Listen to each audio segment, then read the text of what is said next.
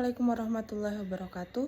Perkenalkan, nama saya Yupika Nepisabella, NPM 20423024. Di sini saya akan menjelaskan tentang memahami perbedaan kurikulum dari kurikulum 1947 sampai kurikulum Merdeka dan sampai kurikulum nasional pada saat ini. Jadi, apa sih yang dimaksud dengan kurikulum?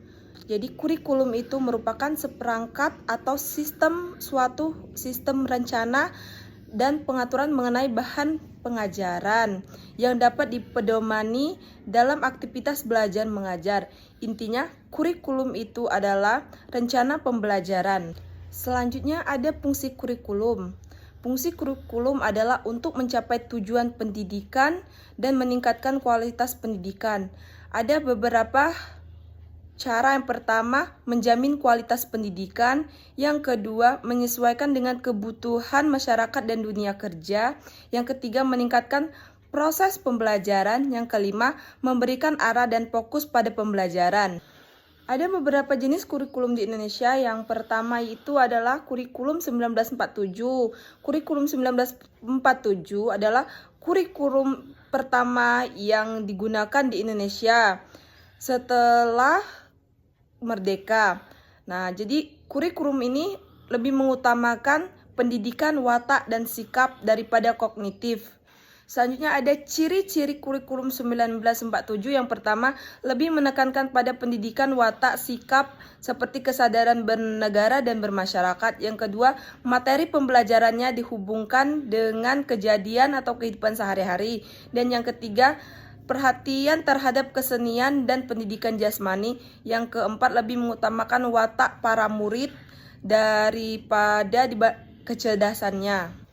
Yang kedua, ada kurikulum 1952 merupakan pengembangan dari kurikulum sebelumnya, yaitu kurikulum 1947, di mana kurikulum ini lebih merinci dari setiap mata pelajaran. Ciri khas kurikulum 1952 ini adalah lebih menggunakan kehidupan sehari-hari sebagai bagian dari materi pembelajaran. Yang kedua itu, setiap mata pelajarannya hanya diajarkan oleh satu orang guru. Proses pembelajarannya berpusat pada guru, lebih berpedoman pada guru.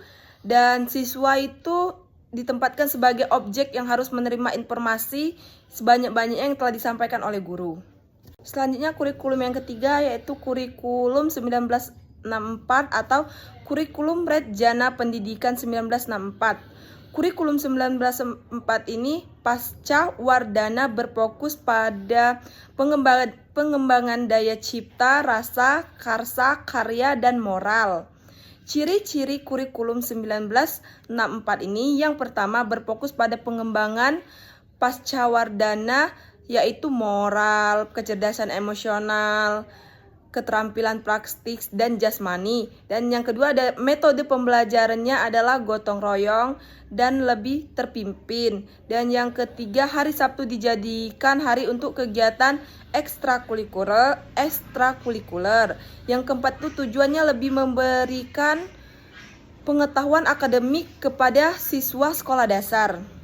Selanjutnya yang keempat, kurikulum 1968 adalah kurikulum yang dibuat oleh pemerintah pada masa Orde Baru untuk menggantikan rencana pendidikan kurikulum 1964. Jadi kurikulum ini ditempatkan melalui ketetapan Majelis Permusyawaratan Rakyat sementara.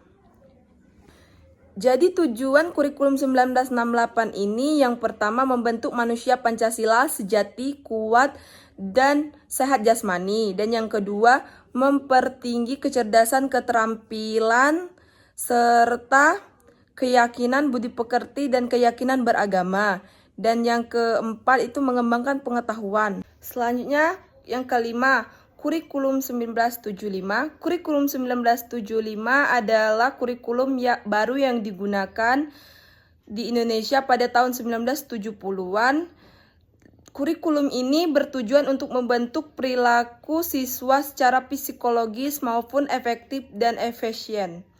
Ciri-ciri dari kurikulum 1975 ini yang pertama, mengacu pada pendidikan yang efektif dan efisien. Dan yang kedua, metode pembelajaran dan materi pengajarannya dirinci, dan prosedur pengembangan sistem introduksi atau PPSI. Yang keenam yaitu kurikulum 1944. Kurikulum 1984 ini adalah kurikulum pendidikan di Indonesia yang menggunakan metode cara belajarnya siswa aktif atau CBSA dan Student Active Learning atau SAL. Kurikulum ini juga disebut kurikulum 1975 yang telah disempurnakan.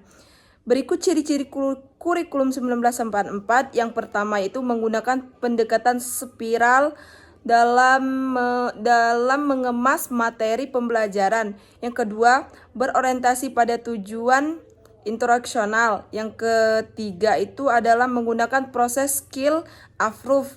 Yang keempat, siswa itu lebih ditempatkan sebagai subjek belajar. Selanjutnya kurikulum yang ketujuh, kurikulum 1994 adalah kurikulum operasional pendidikan yang digunakan di Indonesia dari tahun 1994 sampai 1995 hingga 2003 sampai 2004. Kurikulum ini juga dikenal dengan kurikulum K94. Ciri-ciri kurikulum 1994 yang pertama, pembagian tahun ajarannya menjadi 3 periode, yaitu caturwulan 1, caturwulan 2, caturwulan 3. Dan yang kedua, kurikulumnya lebih bersifat populis, yaitu kurikulum untuk siswa di seluruh Indonesia. Dan yang ketiga itu adalah kurikulum bersifat inti, sehingga daerah khusus dapat mengembangkan pengembangannya sendiri. Dan yang keempat itu pembelajarannya itu berpusat atau berfokusnya itu pada guru. Selanjutnya yang ke-8, kurikulum 2004. Kurikulum 2004 atau lebih dikenal dengan KBK, kurikulum berbasis kompetensi, adalah perpaduan antara pendidikan, keterampilan, nilai, serta sikap yang ditunjukkan dalam kebiasaan berpikir dan bertindak. Karakteristik kurikulum berbasis kompetensi ini yang pertama, berbasis kompetensi, yaitu kompetensi basic learning. Dan yang kedua itu berorientasi pada pencapaian hasil dan dampaknya atau outcome oriented. Yang ketiga itu berbasis pada standar kompetensi atau kompetensi dasar. Selanjutnya yang ke-9 yaitu kurikulum 2006.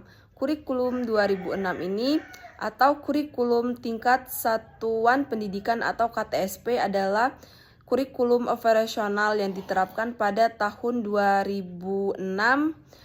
KTSP disusun oleh masing-masing satuan pendidikan di Indonesia, yakni tujuan dari KTSP itu untuk meningkatkan mutu pendidikan, memperdayakan satuan pendidikan, mendorong sekolah untuk mengambil keputusan secara partisipasif, dan meningkatkan kepedulian warga sekolah dan masyarakat dalam mengembangkan kurikulum, meningkatkan kompetensi yang sehat antara satuan pendidikan. Selanjutnya yang ke-10 yaitu kurikulum 2013. Kurikulum 2013 ini adalah kurikulum yang diterapkan oleh pemerintah untuk menggantikan kurikulum KTSP tadi. Kurikulum ini bertujuan untuk mengembangkan karakter, keterampilan, dan pemahaman siswa.